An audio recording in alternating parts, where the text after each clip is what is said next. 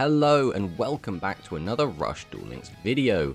Today we have a new skill rebalance that has just come out, so we're going to be taking a look at it, reacting to it, talking about it, kind of going from there. You'll have to excuse my disheveled appearance and raspy morning voice because I've just woken up, but let's go and take a look and see what these changes are. So notice Forbidden Limited List, skill balance, 6 AM. Alright, let's see what we got here. So attention, duelists. The implementation of the Forbidden Limited List rebalancing skills planned to occur on the date listed below, so that mean we're getting a Forbidden Limited List as well. Right, changes to be made to skill effects will be applied in both PvP and NPC duels, available between the 18th and the 21st of April. So that's the next couple of days, basically. Okay, so I guess we'll take a bit of a guess. So again, we don't really play too much speed, but assuming there's speed stuff in here because it's just come off the KC Cup, we're expecting to see zombies get hit, and we're expecting to see blue eyes get hit. I personally would like to see Shiranui get hit, but yeah, that's just that. As for Rush, which is obviously what most of you are probably here for, this is where it gets a bit weird. So skill rebalancing wise, I think the only skill that actually needs a nerf is going to be the Hell Tuning Invasion. Everyone and their mum has an idea of what they would do to change that skill. I think fundamentally for me, the problem with it is there's no way to play around it. There's no play you make that doesn't lead to your entire board getting wiped by invasion, which always kind of sucks. So I would like to see limiting the number of cards you can flip up with the skill, ideally to 1. I think that would be pretty much perfect. That way you can still kind of use it. Also reducing your opponent's boss monsters and being able to pop them also kind of sucks, especially since you can just use it with heavy metal and get good value with that. The other big problem with the skill is Shadow Buyer. Just being able to get in for that 23 and that little extra 12 is the difference between killing your opponent in 3 turns and killing your opponent in 2 turns, which is pretty rough.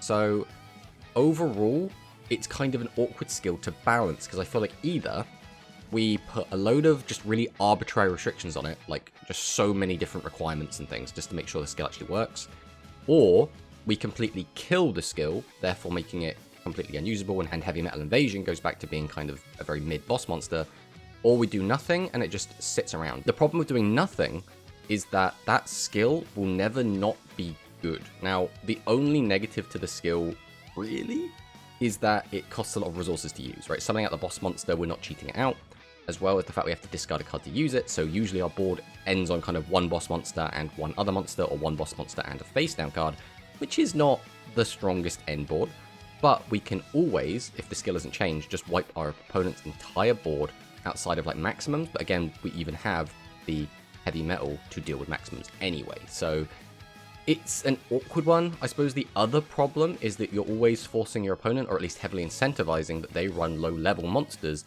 because that way you can protect your higher-level monsters from being popped by heavy metal, and you're also incentivized to run low-attack monsters, so when heavy metal does pop your low-level monsters, it doesn't gain any attack. So that's another kind of awkward thing, where I feel like in order to play around Hell Tuning Invasion, people have already started changing the way they build decks, and I don't feel that's very healthy, as well as the fact, again, people have stopped running as many trap cards because a lot of the trap cards require us to actually have monsters on our board to use, and Hell Tuning Invasion basically gets rid of all of our monsters, so there's no point in having those trap cards. Now, the only other skill, in fact, it's not even a skill, the only other deck that I think is slightly problematic is the Magnum Overlord deck and the Maximum Overload skill, but I don't actually think the skill is the problem. I think the problem is the boss monster itself, combined with all the Duel Links changes, such as going down to 30 card decks, as well as only having 6,000 life points. It means that this card can just kind of come out of nowhere and just kill you, which, to be fair, is something it did do in the physical game as well. In the physical game, we have 40 card decks, and we didn't have a skill to basically keep putting one of those maximum pieces back to the top of our deck, which made it less consistent, whereas now it does feel a little bit more consistent in Duel Links, but I don't think that's an easy fix, and I don't think there's an easy way to change the skill to make that not a thing. I think realistically that is a core fundamental problem with having 6,000 life points and with having that boss monster in the game. I don't think any other skill needs a hit. In terms of buffs, like there are so many skills that could use a buff. The Volt Condor skill could use a buff, the Rider Cross skill could use a buff, the Bender Break skill could use a buff. There are so many weaker skills that I think could really do with a buff, but realistically I don't expect Konami to buff any of them, and if they do, it will probably be such a small buff that it won't make any difference at all. We're even at the point where some of the older skills have been kind of power crap now, like the Red Eye skill doesn't really see much play anymore. So maybe we'll see something, but I'm not really expecting, and there are so many of them that trying to pick just a few of them to actually get a buff seems impossible to predict. So let's just fire on in and see what the changes are. So, the rebalancing the skill will apply. Shadow Weaving Power. Okay, so this is the Shadow skill for speed. Servant of Dawn and Hell Tuning Evasion. Okay, so we have Hell Tuning Evasion. So, Servant of Dawn, this skill will now be strengthened to make level 6 and 7 normal monsters easier to use. Okay, so I guess we'll just go down and read through the changes rather than trying to, like, understand it from this. Alright, Servant of Dawn.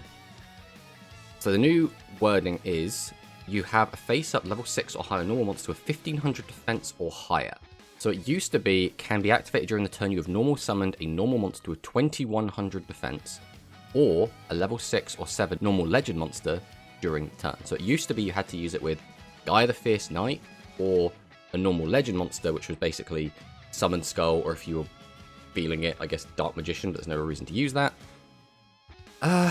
What does this change? So now we just have to have a face-up level 6 or higher normal monster. So we don't have to have summoned it that turn. It doesn't have to be a level 7 or 6 legend, and it doesn't have to have 2100 defense.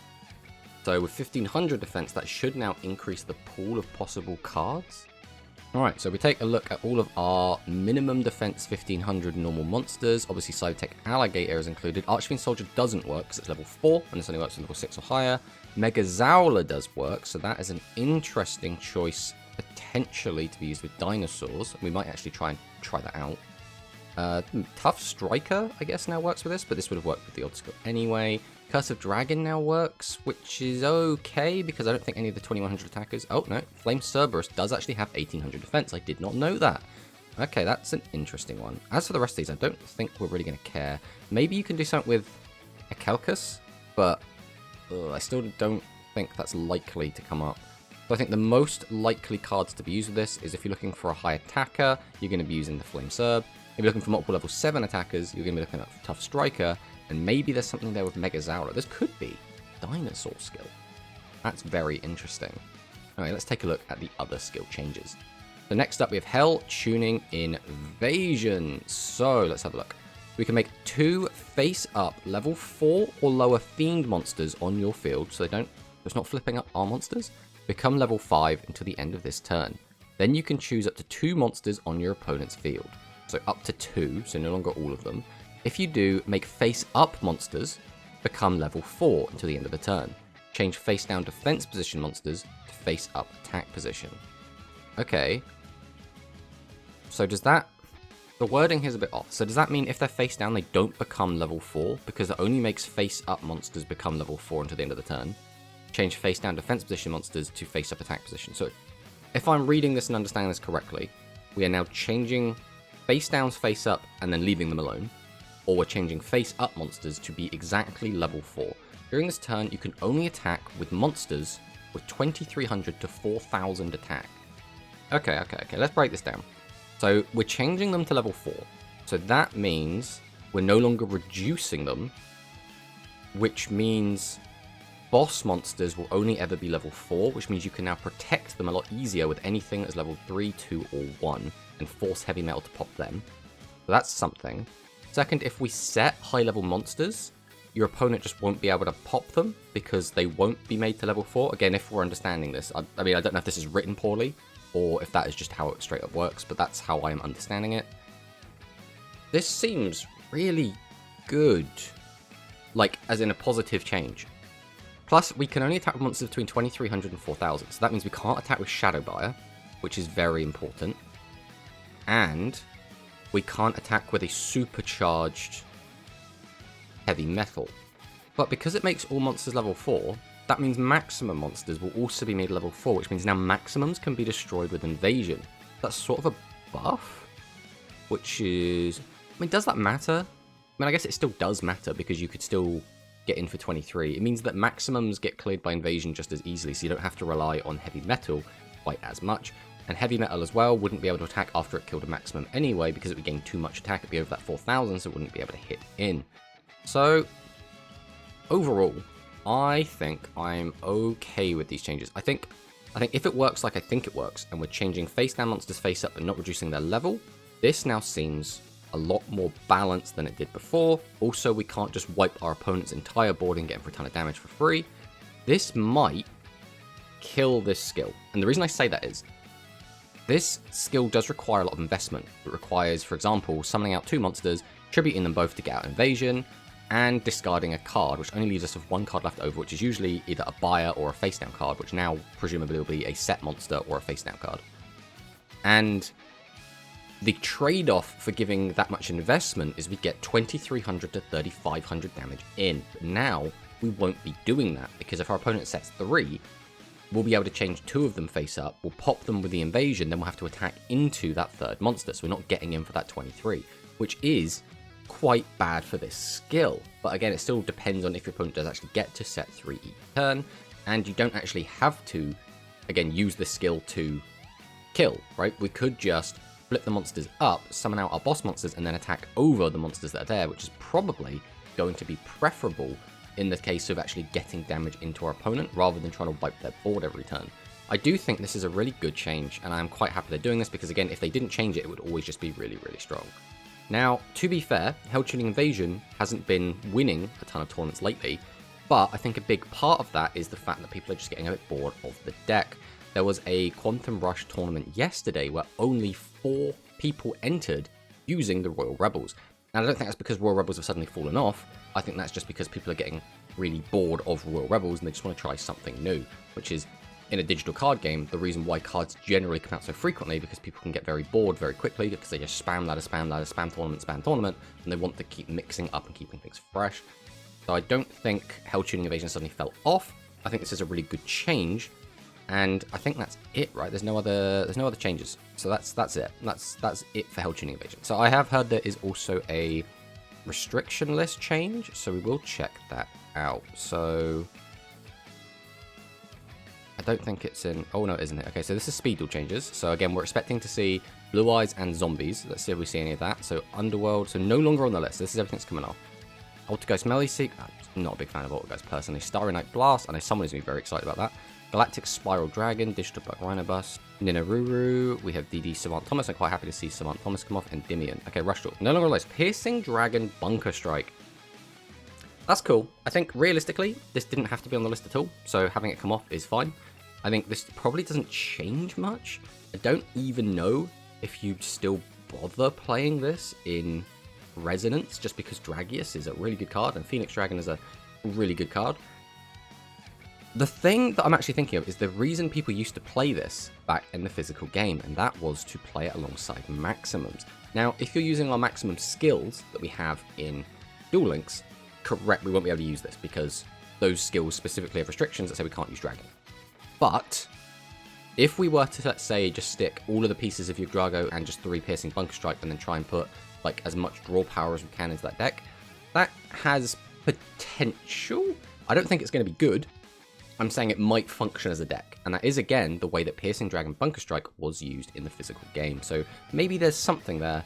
Again, I don't think this is going to see any play in the Resonance deck, just because, once again, Dragius and Phoenix Dragon are really good cards. And then Sports Dragon Pitcher. Okay, so once again, this is a buff to Resonance. Again, this is fine. The only deck that can really make good use of this is going to be the Resonance deck.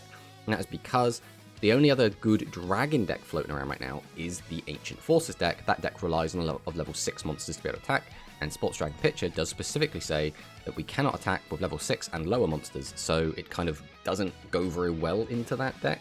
But this is basically just a buff to Resonance. Resonance hasn't really been doing anything, so I think this is fine. Give them a little buff. And then, is that it? That looks like that is it. So just the 2 changes. I think this is fine. Realistically, I think this is okay. Is there anything else that I would have liked to see changed? I mean, I do have a list up of the current cards. The only limit 1 is currently Sword and Shield, but we only have 1 copy of that, so it doesn't really matter. Limit 2 is now just Seahorse Carrier. I think maybe we're at a point where Seahorse Carrier could even come off of Limit 2, but again, I don't think it matters too much. And then it's just a whole bunch of Limit 3s. I don't think most of this probably needs to come off. I would like to see Ace Breaker come off, but that's kind of it. Maybe Gazelle come off. And Trike Fox. I don't know why Trike Fox is still on there, but that exists. But yeah, overall, I am fine with this. I think this is not particularly impactful. I think this is okay. I'm quite happy to see these changes. Maybe Resonance will see some play again. And with the skill rebalancing, Seventh Dawn, I'm excited to try out some dinosaur stuff, and the Hell Tuning Evasion, I think this is a lot better. This needed some sort of hit, and I think this is kind of a middle of the road hit where it doesn't completely kill the skill, but it has made it severely weaker, and I think it will now be... It will drop from like a tier 1 deck, I think all the way down to like a tier 3 deck, which means we might actually see some people start experimenting with the Doom Metal skill. So thanks for watching the video, and I'll see you next time.